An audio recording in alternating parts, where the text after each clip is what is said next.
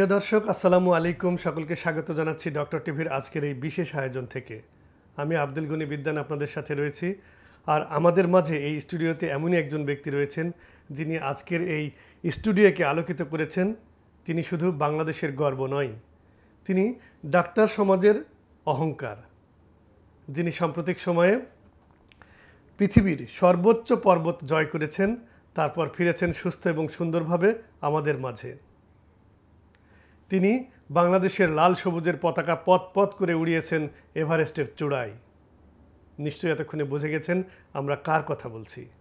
হ্যাঁ প্রিয় দর্শক, আমাদের মাঝে স্টুডিওতে আজ উপস্থিত রয়েছেন আমাদের অহংকার ডাক্তার বাবর আলী। ভাইয়া আসসালামু আলাইকুম। ওয়ালাইকুম আসসালাম। কেমন আছেন? খুব ভালো আছি। যাই হোক, আমরাও খুব ভালো আছি, আপনাকে পেয়ে খুবই আনন্দিত আছি। শুরুতে আপনার কাছে জানতে চাইব যে এই যে এভারেস্ট জয়ের চিন্তাটা কিভাবে এলো আপনার মাথায়? প্রথমে জয় বলবো না আর কি, জয় বললে তো আরেকজনকে পরাজিত হতে হয়, এবারে চূড়া ছোঁয়া বলবো আমি।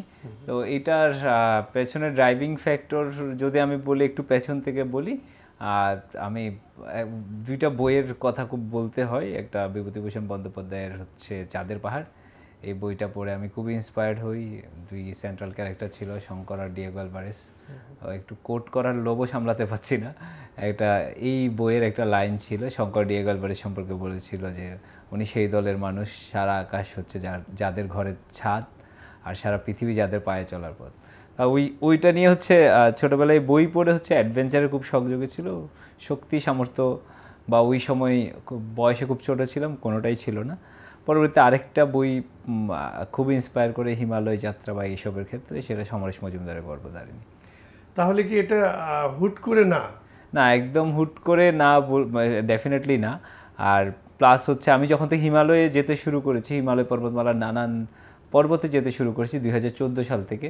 তো 2014 সাল থেকে যেতে যেতে 2022 সালের অক্টোবরে এসে আমার মনে হলো যে না, it's high time for Everest. সে বছর আমি আরেকটা হিমালয়ে একটা খুব টেকনিক্যাল চূড়া আছে আমাদাবলম, সেটা ক্লাইম্ব করি। তো এটার পরে আমার কনফিডেন্স মোরালি অনেক বুস্টেড হয়, এবং এরপরে আমি ঠিক করি যে না, এবার এভারেস্ট ক্লাইম্ব করা উচিত আর কি। আচ্ছা, যখন নিজেকে প্রিপেয়ার্ড মনে করলেন তখনই আপনি যাত্রা শুরু করেছেন। তারপরেও একটু জার্নি সম্পর্কে যদি ধারাবাহিকভাবে আমাদের একটু শোনান। আচ্ছা, এই জার্নির ক্ষেত্রে যদি আমি শুধু অভিযানটা নিয়ে একটু করে বলি, এটা অলমোস্ট 2 মাসের একটা অভিযান। অনেকে একটু আটকে ওঠে যে 2 মাসের কেন অভিযান হবে একটা পর্বতে উঠতে, বা আমার ক্ষেত্রে দুটো পর্বত, এভারেস্ট এবং লোৎসে, দুটো পর্বতে উঠতে 2 মাস লাগবে নাকি?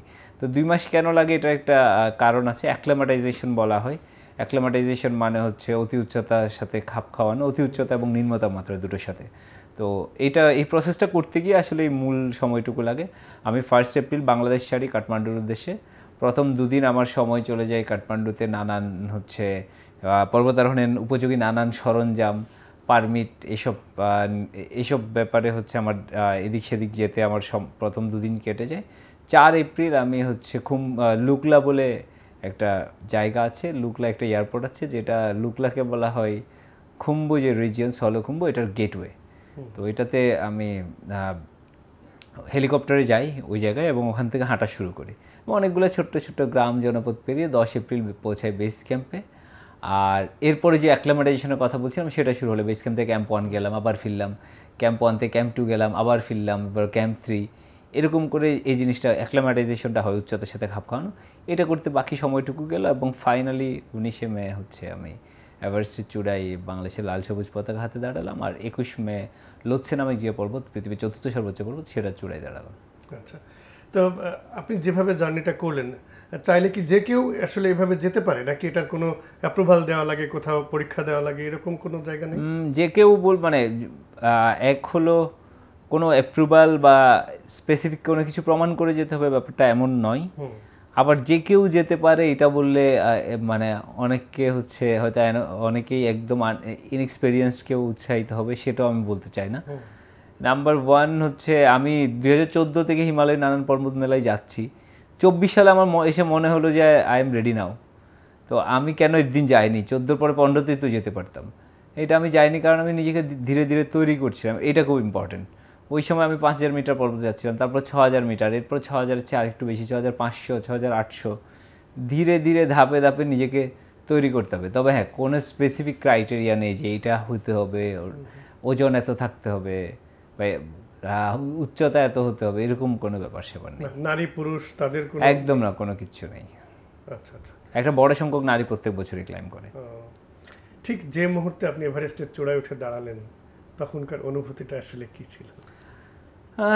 হলো অনুভূতি হচ্ছে প্রথম যে জিনিসটা মাথায় কাজ করলো যে একটা সেন্স অফ অ্যাকমপ্লিশমেন্ট কাজ করে, যে অনেক দিন ধরে একটা জিনিস করতে চাচ্ছিলাম সেটা অবশেষে বাস্তব হয়ে ধরা দিল এইটা। আর আমি যেহেতু নেপাল দিক থেকে ক্লাইম্ব করেছি, তো তিব্বতের দিকটাই আমি বেশি দেখছিলাম। চূড়া যেহেতু দুদিক, এটা দুই দেশের সীমান্তে অবস্থিত, তো তিব্বতের দিকে হচ্ছে, তিব্বত সবসময় আমরা জানি নিষিদ্ধ নগরী, মানে নিষিদ্ধ দেশ, লাসাকে নিষিদ্ধ নগরী বলা হয়। তো এই জন্য একটু মনের মধ্যে আগে থেকেই ছিল যে তিব্বত নিয়ে একটু ভালো লাগা বা আগ্রহ, কৌতূহল যেটাই বলি না কেন সেটা কাজ করছিল। তো তিব্বতের দিকটাই আমি খুব বেশি দেখছিলাম এবং দেখে আমার যেটা মনে হয়েছিল যে একদম দূর পর্যন্ত হচ্ছে ঢেউ খেলানো পাহাড়ের সারি, এবং দেখে মনে হচ্ছিল যে না, এই চোখের কত কি পাওয়ার বাকি ছিল এতদিন। তাহলে কি একাধিক স্থান দিয়ে বা একাধিক জায়গা দিয়ে কি চূড়ায় ওঠা যায় এখন? চূড়ায় হ্যাঁ, ডেফিনেটলি এই পর্যন্ত এভারেস্ট আমার জানার মধ্যে 15টা রুট ধরে ক্লাইম্ব হয়েছে। এর মধ্যে এখন সবচেয়ে জনপ্রিয় দুটো রুটে ক্লাইম্ব হয়, একটা নেপালের দিক থেকে বা দক্ষিণ দিক, আর একটা তিব্বতের দিক বা হচ্ছে উত্তর দিক। এই দুটো দিক থেকে এখন সবচেয়ে বেশি ক্লাইম্ব হয়। এই যে এই চূড়ায় আহরণ বা এই পর্বত আহরণ আপনাকে ইন্সপায়ার করছে বলছেন আপনি বই পুস্তক পড়ে, এর বাইরে কি কোনো অনুপ্রেরণার জায়গা ছিল, কেউ কোনো ব্যক্তি? না, ব্যক্তি না, মানে আমি ওই যে বলছিলাম ফিকশনাল ক্যারেক্টারাই আমার অনুপ্রেরণার জায়গা, সেটা শঙ্কর হোক, ডিএল ব্যারেজ হোক, ব্যক্তি কাউকে নয়, ব্যক্তি নয়, ব্যক্তিকে ওইভাবে বলবো না। হ্যাঁ, অনেকে আমাকে দারুণভাবে অসম্ভবভাবে হেল্প করেছে, সেটা অন্য বিষয়। তবে ইন্সপিরেশনের দিক থেকে আমি বলবো মানে ব্যক্তি কারো চেয়ে, রক্ত মাংসের ব্যক্তি কারো চেয়ে ফিকশনাল ক্যারেক্টারগুলো আমাকে একটু হেল্প বেশি করেছে। বাহ, চমৎকার ভাইয়া। তো ঠিক আছে, আপনি নিজে থেকে ইন্সপিরেশন হয়েছেন, ভালো কথা, কিন্তু কখনো কখনো পিছু টান থাকে, বাধা থাকে, সেই জায়গাটা নিঃসন্দেহে ছিল। তারা কারা? আমার ওরকম পিছুটান, ব্যক্তি পিছুটান নেই। এখন যখন চাকরি বাকরি করছি, চাকরির একটা পিছুটান থাকে, এটা খুব স্বাভাবিক। চাকরির ধরেন আপনার উপরে এই রেসপন্সিবিলিটি, আপনি যত যাই করেন আপনি এটাকে স্কিপ করতে যেতে পারেন না, করাটা মুশকিলও। তো আমি বলবো ব্যক্তি কার হচ্ছে, আমি যেহেতু মানে বিবাহিত নই, আমার পরিবারে এমন কেউ নাই যে আমার মা বাবা হচ্ছে এটা নিয়ে টেন্স থাকে, কিন্তু এবং এবার ওরা একটু খানিকটা হচ্ছে খুব ভয়ে ছিল যে এভারেস্টের মতো একটু চূড়ায় যাচ্ছি এটা নিয়ে, কিন্তু ওই রকম পিছুটান যার জন্য আমি যেতে পারবো না এরকম কেউ নেই লাকিলি। আসলে স্ত্রী সন্তান নেই বলে কি সহজ হয়েছে? অনেকটুকু আমার মনে হয় যে একটা তো ইম্প্যাক্ট পড়বেই, যে একটা মায়ার মানে বন্ধন বা বাঁধন যেটাই বলি, একটু তো থাকবে। এটা হয়তো অনেকের জন্য কাটিয়ে ওঠা সহজ, বা আমার জন্য হয়তো নাও হতে পারতো। তো সহজ হয়েছে। ভাইয়া, যখন হিমালয় পর্বতের চূড়ায় উঠলেন তখন প্রথম কোন কাজটি করেছিলেন? প্রথম যে কাজটা করেছি ডেফিনেটলি আমার ব্যাগ থেকে আমার লাল সবুজের পতাকা বের করেছি। ওটা কি মানে হাতে ওড়াতে হয় নাকি কোনো? না, হাতে রেখে ছবি তুলেছি, ওইটা আবার নিয়ে আসছি ওই পতাকা। ছবি কি সাথে যারা থাকে সহযোদ্ধারা ছবি তুলেন নাকি? হ্যাঁ, সহযোদ্ধারাই আমার সাথে ক্লাইম্বিং গাইড ছিল, বীরেই ছবি তুলেছে, ওর ছবি আমি তুলে দিয়েছি। ওই সময়টা কাউকে মিস করেননি? না, একদমই না। যদি একদমই কারো কথা মাথায় আসে সেটা আমার বন্ধু জিতুকে আমরা 2022 সালে হারিয়েছি। একটু জিতু সম্পর্কে শুনুন। হ্যাঁ, জিতু নিজে, ওর নাম পুরো নাম দীপ্তিমান জিতু অনেক ধরনের অ্যাক্টিভিটি করতো, আমার মতোই নানান অ্যাডভেঞ্চার অ্যাক্টিভিটি করতে পছন্দ করতো। সাইক্লিং বলি, কায়াকিং বলি, একসাথে হাফ ম্যারাথনস দৌড়ানো, অসংখ্য কিছু করেছে একসাথে, পাহাড়ে যাওয়া। 2021 সালের জুলাই বা অগাস্টে হচ্ছে ওর স্টোমাক ক্যান্সার ধরা পড়ে, এবং 1 বছরের মধ্যে আমাদেরকে ছেড়ে চলে যায়। ক্লাসমেট ছিল? ও আমার খুব কাছের বন্ধু ছিল, খুবই কাছে। ক্লাসমেট ছিল না, কিন্তু we share same tent, same goal, same passion, এটাই বলবো। আমরা দোয়া করি যেতে যেন ভালো থাকে সৃষ্টিকর্তার কাছে। ভাইয়া, এই যে আপনাদের এই জার্নিতে নিঃসন্দেহে একটা স্বীকৃতি তো আছে, সেই স্বীকৃতিটা কারা দেয়? আর স্বীকৃতি আমি এগুলো নিয়ে খুব একটা মাথা ঘামাই না। নাম্বার 1, তখন একটা তো নিঃসন্দেহে সার্টিফাইড। হ্যাঁ, সার্টিফাইড ডেফিনেটলি আছে। আমারটা এখনো হাতেই আসেনি, এবং হাতে আসবে নিশ্চয়ই, মাত্রই সিজন শেষ হলো। এবং এটা হচ্ছে নেপাল গভর্নমেন্ট থেকেই, যেহেতু পারমিশনটা নেপাল গভর্নমেন্ট দেয়, নেপাল গভর্নমেন্ট থেকেই দেওয়া হবে। এবং ওরা জাস্ট জিজ্ঞাসা করেছে যে আমি সাবমিট করেছি কিনা, আমার সাবমিটের ছবি চেয়েছে, দ্যাটস অল। এটা ওয়ার্ল্ড ওয়াইড কোনো লিস্টেড হয় না? আমার জানা মতে না। আচ্ছা আচ্ছা। হিমালয়ান ডাটাবেস বা এরকম অনেক কিছু ছিল, অনেকে ব্যক্তি উদ্যোগেও করতো, এখন আর এসব মনে হয় না করে। আপনি বলছিলেন যে উঠতে কিছু সরঞ্জামাদি সাথে নিতে হয়, 2 মাসের জার্নি, এটা কি কি আসলে সাথে রাখতে হয়? বেশি বোঝা ভারী করে তো ওঠাও সম্ভব না। একটা কথা বলা হয় যে মাউন্টেনিং এর ক্ষেত্রে এভরি গ্রাম কাউন্টস। আচ্ছা। প্রত্যেকটা গ্রামের ওজন আছে, একটা শুয়েরও ওজন আছে। তো এই যে কী কী নিয়ে যায় এটা হচ্ছে খুব ইম্পর্টেন্ট, যে যে জিনিসগুলো থাকে, কাপড় চোপড় যেগুলো লেয়ারের পর লেয়ার পরতে হয়, এবং বেশিরভাগ তো আমরা পরা থাকি ক্লাইম্বের সময়। তারপর টেকনিক্যাল গিয়ার্স, হারনেস বলি, ক্যারাবিনার, ফিগার অফ 8, জুমার, এরকম টেকনিক্যাল গিয়ার্সগুলো।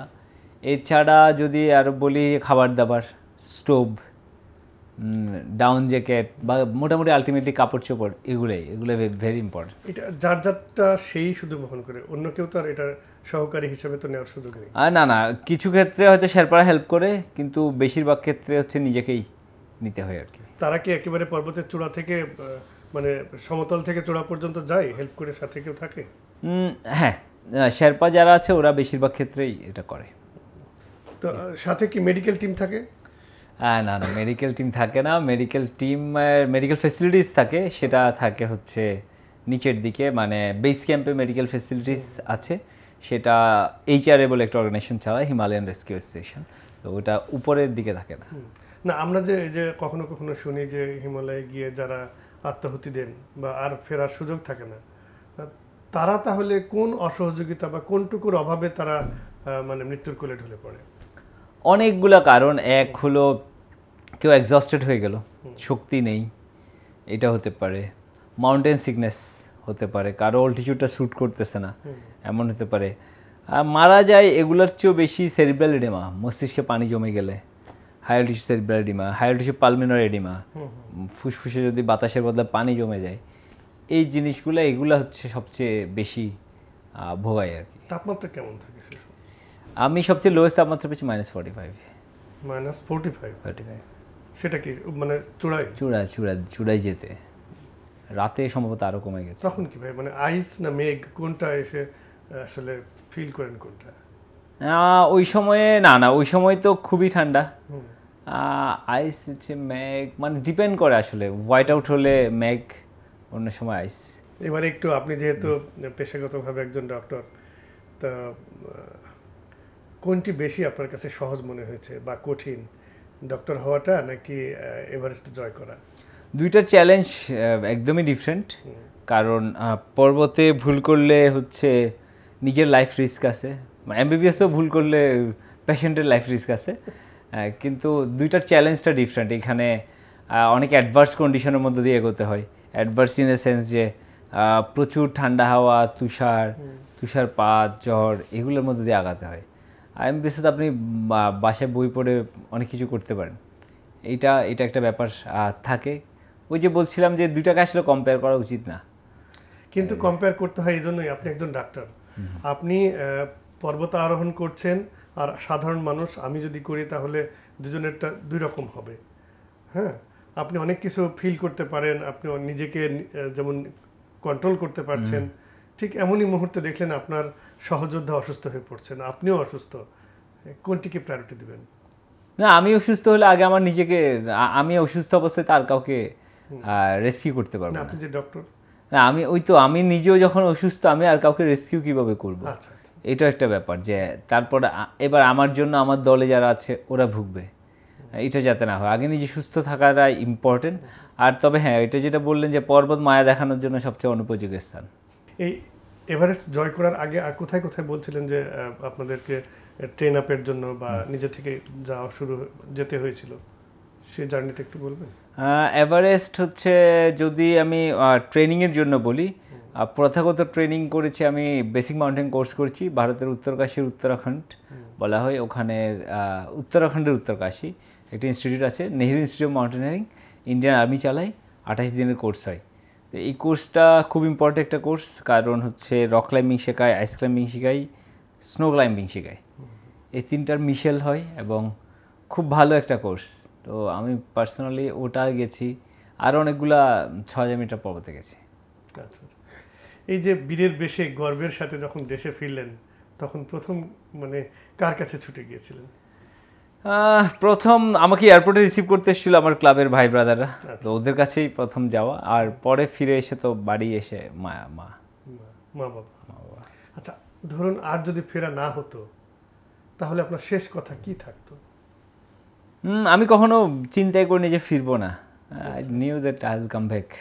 এটা আমার মাথাতেই কখনো আসেনি আর কি, যে আমি জানতাম যে আমি কাম ব্যাক করবো এবং ঠিকঠাকভাবে ফিরে আসবো। এত এনার্জি, আস্থা, শক্তি কোথা থেকে পেলেন? এইটা এতদিনের যে আমি যাওয়ার আগে যে ট্রেনিং করছিলাম, যে আমি বলি সবসময় কঠিন প্রস্তুতি সহজ যুদ্ধ, প্রস্তুতি কঠিন করেছি দেখেই যুদ্ধটা। এই যুদ্ধে কি সৃষ্টিকর্তাকে মনে পড়েনি বা তার সহায়তা চাইছেন? না, অবশ্যই মনে পড়েছে, এবং ওইভাবে চাইনি, আমি বলবো ওইভাবে না চেয়ে, মানে আমি যখন প্রিপেয়ার হচ্ছিলাম এমনভাবে নিজেকে প্রিপেয়ার করছিলাম যাতে হচ্ছে কারো মুখাপেক্ষি বা কোনো অবস্থাতেই হতে না হয় আর কি। সৃষ্টিকর্তারটা সেটা অন্য বিষয়। আচ্ছা আচ্ছা। না, এই জার্নি পথে কখনো কি এরকম ফিল হয়েছে যে আমার মনে হয় আশাটা ঠিক হয়নি, না আসলেও পারতাম?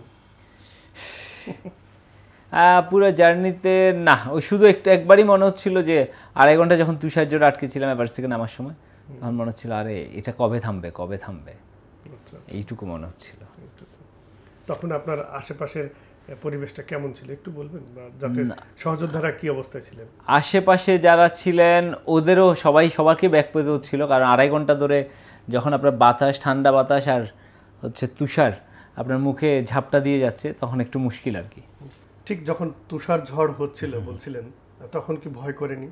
হ্যাঁ, তুষার ঝড়ে প্রথম দিকে ভয় লাগেনি, আমি ভেবেছি এটা শুরু হয়েছে থেমে যাবে, কিন্তু যখন এটা আসলে 2.5 ঘন্টায় মানে 2 ঘন্টা ক্রস করে যাচ্ছে, 1-1.5-2 ঘন্টা যখন হয়ে গেছে, তখন এবার ভয় পেতে শুরু করলাম আর কি। পর্বত আমি সহজে ভয় পাই না, এবার একটু ভয় পেতে শুরু করলাম, কারণ আমি বুঝতে পারছিলাম যে আমার হাতগুলো অসাড় হয়ে যাচ্ছে, হাত পায়ের আঙ্গুলগুলো একটু কম মানে অসাড় হতে শুরু করছে আর কি ওই সময়টাই।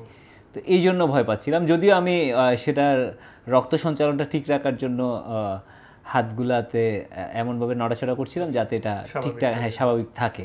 একটা সময় গিয়ে যখন মনে হচ্ছিল না এটা থামা উচিত, আদারওয়াইজ আমরা বড় ধরনের ঝুঁকিতে পড়বো, রিস্কে পড়ে যাচ্ছে। মানে এই ধরনের ঝড় কি যে কোনো সময় শুরু হয় নাকি একটা নির্দিষ্ট সময় পর পর? ডিপেন্ড করে, মানে প্রকৃতি তো আর মানে হ্যাঁ, অনেক সময় হচ্ছে, যেমন এইটা আগের খুব ভালো ওয়েদার ফোরকাস্ট দেখছিলাম, ওয়েদার ফোরকাস্টে এমন কিছু নেই, এখন হঠাৎ করে তো হতেই পারে যে কিছু জিনিস তো আসলে কারো হাতে নেই আর কি। কোন সময়টা রিস্কি, ওঠার সময় নাকি নামার সময়? দুই চ্যালেঞ্জ। ওঠার সময় তো ভার্টিক্যালি উঠতে হচ্ছে, ওটার এক চ্যালেঞ্জ, ওই সময় এক ধরনের কষ্ট। আবার নামার সময় মানে পর্বতে বেশিরভাগ দুর্ঘটনা হয় নামার সময়, তো যেহেতু নামার সময় দুর্ঘটনাগুলো হয়ে থাকে, এটার কারণ যে আপনার পা হচ্ছে টায়ার্ড, লাংস টায়ার্ড, আবার শরীর সামনের দিকে ঝুঁকে থাকে যখন নামছেন, এই জন্য হচ্ছে প্রবলেমগুলা হয়ে থাকে আর কি। এবং বেশিরভাগ দুর্ঘটনা পর্বতে নামার সময় হয়ে থাকে, তবে কিন্তু দুরকম চ্যালেঞ্জ, কিন্তু নামার সময়ও খুব ভিজিলেন্ট থাকতে হবে সবাইকে। ভাই, এরকম কাউকে দেখেছেন? আমরা শুনি যে অনেক সময় অনেকের ডেড বডি দেখা যায়, আপনার চোখে পড়েছে কি? আমার চোখে পড়েছে। আমি তো টোটাল 3টা ডেড বডি দেখেছি, একটা বেস ক্যাম্পে আর 2টা আর একটু হায়ার ক্যাম্পসে, একটু হায়ার ক্যাম্পস না, ওগুলো ডেড জোনেই, যখন হচ্ছে আমি এভারেস্ট ক্লাইম্ব করতে যাচ্ছিলাম তখন, আর বাকি 2টো ডেড বডি দেখেছি। সবগুলো আননোন ছিল নাকি? এর মধ্যে একটা সেকেন্ড যে ডেড বডিটা, ওকে আমি চিনতাম, ও মঙ্গোলিয়ান ক্লাইম্বার ছিল, ওরা 2জন ছিল, 2জনেই মারা যায়। মারা যাওয়ার কারণটা আসলে বলাটা মুশকিল, ওই মুহূর্তে হয়তো যিনি ছিলেন বা এটা কখনোই হয়তো জানা যাবে না আর কি। ওরা এভারেস্টের ব্যালকনি বলে একটা জায়গা আছে, 8200 বা 300 মিটার উচ্চতায়, এরকম জায়গাতেই হবে, ওই জায়গায় হচ্ছে মারা যায়। এবং ওকে দেখাটা একটা হৃদয় বিদারক অনুভূতি আর কি। ওকে আমি চিনতাম, ওর ক্যাম্পে অনেকবার গিয়েছি। আচ্ছা আচ্ছা। না, শুনেছি যে ওরা নাকি যেখানে মারা যায় সেখানে ফ্রিজিং হয়ে যায়, আইচে ঢাকা পড়ে, এরকম কিছু? হ্যাঁ, এরকমও হয়। আর কিন্তু মঙ্গোলিয়ান যে ও মাত্র 4 দিন আগে মারা গেছে, তো খুব যে বেশি কিছু তাদেরকে দেশে ফিরিয়ে দেওয়া হয় না? এত উচ্চতা থেকে আসলে রেস্কিউ করা সম্ভব না, ওই বডিটা ওখানেই থাকবে। তার মানে ওখানটাই ওদের শেষ সমাধিস্থল হিসেবে ধরা হলো। তাহলে কি বাবুল ভাই, এই যে নামার সময় বা ওঠার সময় পড়ে যাওয়া মানেই কি নিশ্চিত মৃত্যু? একদম পড়ে যাওয়া মানে হোঁচট তো আপনি খেতেই পারেন, একটা মানে পা স্লিপ করতেই পারে একটা বরফে। পড়ে যাওয়া মানেই মৃত্যু নয়, তবে সেফটি ছাড়া পড়ে যাওয়া মানে বেশিরভাগ ক্ষেত্রে মৃত্যু, বেশিরভাগ ক্ষেত্রে। উদ্ধারের জন্য কোনো টিম থাকে না ওই সময় ইনস্ট্যান্ট? না, ওটা এমন একটা উচ্চতা, আমি যদি ডেড জোনের কথাই বলি, 8000 মিটারের উপর উচ্চতায় সামিট পুষের সময়, ওটা এমন একটা উচ্চতা যেখানে নিজে চলা কষ্ট, এরকম খাড়া পাহাড়, এই খাড়া পাহাড়ে নিজে চলা যেখানে কষ্ট, সেখানে আরেকজনকে উদ্ধার করা অনেক অনেক অনেক কঠিন কাজ। আপনি যদিও বলছিলেন যে সাহিত্য পড়ে এভারেস্টের এই চিন্তা মাথায় ঢুকেছে, তো এই পোকা কি শুধু আসলে সাহিত্য পড়েই, নাকি খুব ছোটবেলা থেকে আপনি দুরন্ত ছিলেন বা এই ক্লাইম্বিং করতেন অথবা দৌড়ঝাঁপ এই খেলাধুলার মধ্যে থাকার কারণে এমনটা হয়েছে? না, ছোটবেলা থেকে আমি দুরন্ত ছিলাম না, ছোটবেলায় আমি খুব শান্তশিষ্ট ছিলাম। আমার মা যদি অন্য কথা বলে, যদি আমার ধারণা আমি বেশ শান্তশিষ্ট ছিলাম, একটু পড়ুয়া টাইপের ছেলে ছিলাম, একাডেমিক পড়াশোনা আবার অন্য বইও পড়তে পছন্দ করতাম, দুরন্ত একদমই ছিলাম না। শৈশব কৈশোর তো গ্রামে? হ্যাঁ, চট্টগ্রামেই। জি, চট্টগ্রামে। জি। যেহেতু আপনি চট্টগ্রামের সন্তান, চট্টগ্রামের ভাষা সবার কাছে খুবই প্রিয় হয়, অনেকের কাছে। যদি আপনাদের নিজস্ব ভাষায় বা আঞ্চলিক ভাষায় আমাদেরকে এই এভারেস্ট জয়ের ঘটনাটা একটু সংক্ষেপে বলেন। এটা একটু মুশকিল হয়ে গেল। আচ্ছা, যাই হোক, এই সিটাঙর ফুয়া, সিটাঙর তুন প্রথমবার আসলে এভারেস্ট এবার গেলাম। এভারেস্ট শুধু এভারেস্ট নয়, আসলে এভারেস্ট হলে আরোগ্য পর্বত, পৃথিবীর 4র্থ সর্বোচ্চ পর্বত হয়ে বেড়ে, এবার নাম হলে লোদছে, এই বউ ক্লাইম্ব করলাম।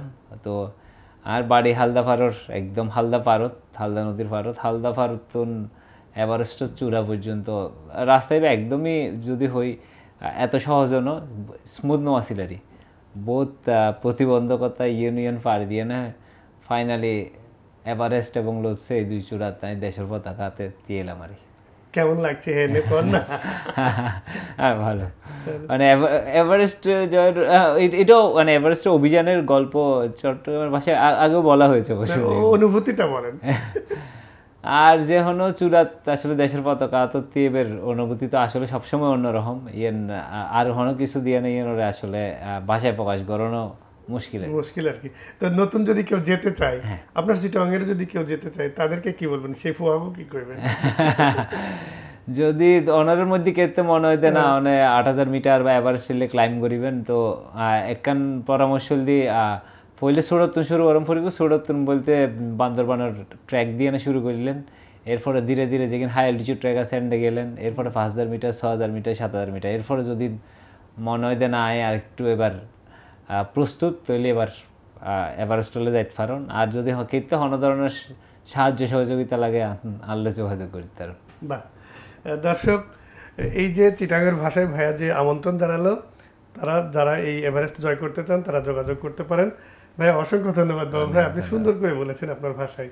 সত্যি নিজের মানে ভাষা গর্বের, সেটা আঞ্চলিক হোক আর বাংলা হোক আর যে ভাষায় হোক না কেন। আপনাকে ধন্যবাদ জানাচ্ছি আপনি এত সুন্দর করে বলার জন্য। ভাইয়া, আপনি তো মেডিকেল স্টুডেন্ট, একজন ডাক্তার, তো কখনো কি কোনো কারণে ডিপ্রেশনে গেছেন বা খারাপ লেগেছে এরকম কিছু? না, খারাপ তো লাগে, মানে অনেক ব্যাপারেই খারাপ লাগে। আমিও রক্ত মাংসের মানুষ, আমারও অনেক কিছুতে খারাপ লাগে। আমি ডিপ্রেসড ওরকম বলবো না। আমি যেহেতু নানান ফিজিক্যাল অ্যাক্টিভিটি করি, তো ফিজিক্যাল অ্যাক্টিভিটি করলে এগুলোর উপর মনে হয়, এটা আমার ব্যক্তিগত ধারণা আর কি, যে এগুলো থেকে দূরে থাকে। হ্যাঁ, মানে আমি যেমন আমার খুব ভালো ঘুম হয়, মানে এটা যেহেতু আমি নানান অ্যাক্টিভিটি করে থাকি, আমি একটু ডিসিপ্লিন লাইফ লিড করি, এই জন্য আমার জন্য মনে হয় আমি কখনো পড়িনি। কিন্তু আপনাকে দেখলে কিন্তু অতটা মনে হচ্ছে না যে ডিসিপ্লিন লাইফ লিড করেন। আপনি একটু উস্কো খুস্কো, চুলগুলো এলোমেলো, দাড়িটা আছে, সেটা হয়তো আমার আউটলুক বা বাহ্যিক দিক থেকে, কিন্তু পার্সোনাল লাইফ আমি খুবই ডিসিপ্লিন লাইফ লিড করি। আমি খুব সকালে উঠি, আমি টাইমলি খাই, আমি রাতের খাবার খুব আর্লি খাই, আমি চেষ্টা করি কাউকে সময় দিলে সেটা সময়টুকু রাখার। কিছু ক্ষেত্রে মানে আনঅ্যাভয়েডেবল সার্কামস্টেন্সেস, যেমন ঢাকা শহরে সেটা অনেক মুশকিল, 2 দিন ধরে ঢাকায় আছি, এদিক সেদিক যেতে হচ্ছে, মানে খুব মুশকিল একেবারে চলাফেরা। সত্যি তাই, ঢাকা শহরে ডিসিপ্লিন থাকা খুব কঠিন। আমার তো মনে হচ্ছে যে ঢাকা শহরে চলাফেরা করার চেয়ে এভারেস্ট আরোহণ সহজ আর কি।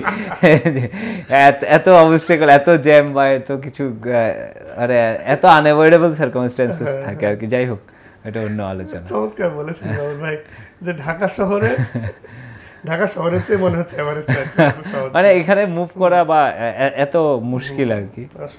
যেমন আপনি সব ক্ষেত্রেই, ওয়েদার বলেন, এনভায়রনমেন্ট বলেন, ট্রান্সপোর্টের অবস্থা বলেন, আমাদের জ্যাম, রাস্তাঘাট সবখানে খুব বাজে অবস্থা।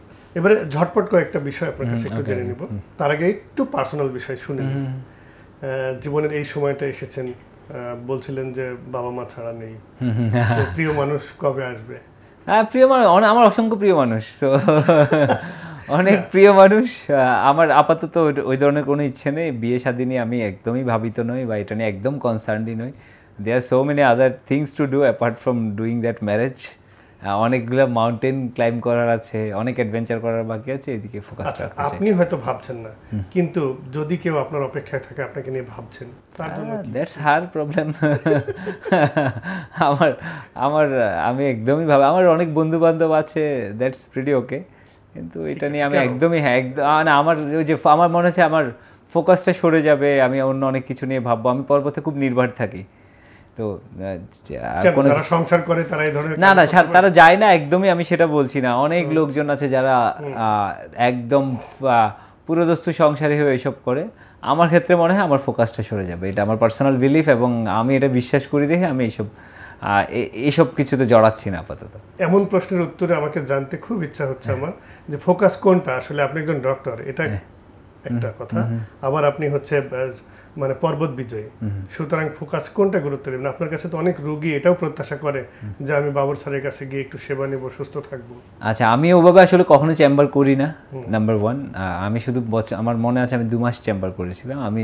যেহেতু আমি পাবলিক হেলথের নানান প্রোগ্রাম বা রিসার্চ এগুলোতে কাজকর্ম করেছি, আমার ওরকম চেম্বার করার হচ্ছে সুযোগ ছিল না বা আমার আগ্রহ কম ছিল।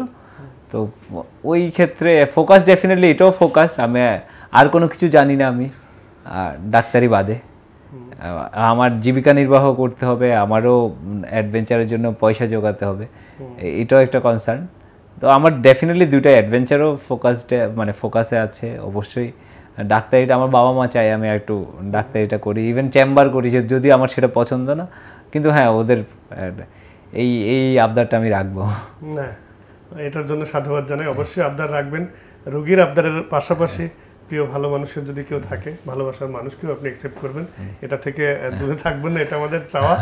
ভাইয়া একটু সংক্ষেপে কয়েকটা প্রশ্ন। আপনার প্রিয় ব্যক্তি? আমার অনেক প্রিয় ব্যক্তি, যদি আমি ওভাবে বলি, আমাকে যে খুব বেশি মুভ করে বা খুব বেশি আমি পছন্দ করি এরকম একজন মানুষের নাম কনরাড অ্যাঙ্কার, একজন মাউন্টেনিয়ার। প্রিয় ব্যক্তিত্ব অলমোস্ট না, অ্যাঙ্কারের কথাই বলবো, কনরাড অ্যাঙ্কারের কথা। আমি এই লোকটা দ্বারা প্রিয় খাবার আমি অনেক ধরনের খাবারই পছন্দ করি। মিক্সড ভেজিটেবল আমার খুব প্রিয় খাবার। আমি গার্লিক মাশরুম খুব পছন্দ করি খেতে। আর অ্যাজ এ চাট গায়ে, আমি যদিও খুব একটা রেড মিট খাই না, অ্যাজ এ চাট গায়ে মেজবানি মাংস আমার পছন্দ। প্রিয় পোশাক টি-শার্ট, আমি টি-শার্ট পরতে খুব পছন্দ করি। নীল সবুজ। প্রিয় খেলা আমি ফুটবল পছন্দ করি, ক্রিকেটও, যদি আমরা খারাপ খেলছি, যাই হোক অ্যাজ এ নেশন। হ্যাঁ, অপ্রিয় মানুষের ওরকম কখনো আসলে ভাবিনি এটা নিয়ে, যে কখনো এটা নিয়ে। প্রথম পছন্দ কিসের? সেটা যেটাই হোক। প্রথম পছন্দ পর্বতারোহণ। আচ্ছা, সেরা উক্তি? এইটা আমি বলতে চাই যে, মানে আমাকে জিজ্ঞাসা করে যে ওরা এভারেস্ট ক্লাইম্ব করতে চাইলে কি করবে, তো আমি এটা বলি যে everyone has their own Everest, climb your Everest. সেরা সময়? সেরা সময় বলবো আমি 2019 সালে দেশের 64 জেলা হেঁটেছি। ওই সময়টুকু আমি বলবো যে আমি প্রত্যেকদিন নতুন একটা জায়গায় যাচ্ছিলাম, নতুন জেলায় আমার ঘুম ভাঙছিল, নতুন মানুষের সাথে আমার ইন্টারাকশন হচ্ছিল, এটা খুব মজা লেগেছিল ওই সময়টুকু। মনে করেন আমাদের স্টুডিওতে এখন 15 তলার উপরে আপনি আছেন, ইলেকট্রিসিটি চলে গেছে, বলা হলো আপনি পায়ে হেঁটে উপরে উঠতে হবে, অপেক্ষা করবেন ইলেকট্রিসিটির জন্য নাকি চলে আসবেন? চলে আসবো খুবই স্বাভাবিক, 15 তলা, কোনো 150 ফিট, ব্যাপারই না। 150 ফিট। আচ্ছা, পৃথিবীর সর্বোচ্চ চূড়ায় আপনি আরোহণ করেছেন, আর কোথাও কোথাও আরোহণের ইচ্ছা আছে কি? অবশ্যই, পৃথিবীতে 14টা 8000 মিটার পর্বত আছে, মাত্র 2টোই গেছি, আরো 12টা আছে। সবগুলো যদি একই হাইটের হয় তো কি দরকার সেগুলোতে? সবগুলো কোনোটাই একই হাইটের না, প্রত্যেকটার নাম আলাদা, প্রত্যেকটা চ্যালেঞ্জ আলাদা। আপনি একজন ডক্টর, আপনার জুনিয়র অনেক ডক্টর আছেন যারা এখন শিক্ষার্থী অবস্থায়, তাদেরকে আপনি কি মেসেজ দিবেন আপনার এই এভারেস্ট জয়ের মাধ্যমে? আচ্ছা, আমি এমনিতে হচ্ছে কাউকে এরকম বাণী টানি দিতে চাই না, আর যদি আচ্ছা এখানে সুযোগ হলো আমি বলবো হচ্ছে যে যাই করি না কেন আসলে একটু প্যাশনেটলি যাতে করি। আর ডাক্তাররাও যে খুব মাল্টি ডাইমেনশনাল হতে পারে, ডাইভার্স হতে পারে, এবং অনেক কিছু করতে পারে, করার সুযোগ আছে, সেই জায়গাগুলো এক্সপ্লোর করা উচিত। ডাক্তার মানে যে মুখ গুজে সবসময় বইয়ের মধ্যে থেকে যাবে সেটাও নয়। আর অনেক বেশি লোকের কথা শোনার দরকার নেই, লোকে অনেক কিছু বলবে, একটু যাই করি ফোকাসড থাকা উচিত আর কি। নিজের পছন্দ এবং ভালো লাগাটাকেও প্রায়োরিটি। একদম, এটার কোনো বিকল্প নেই।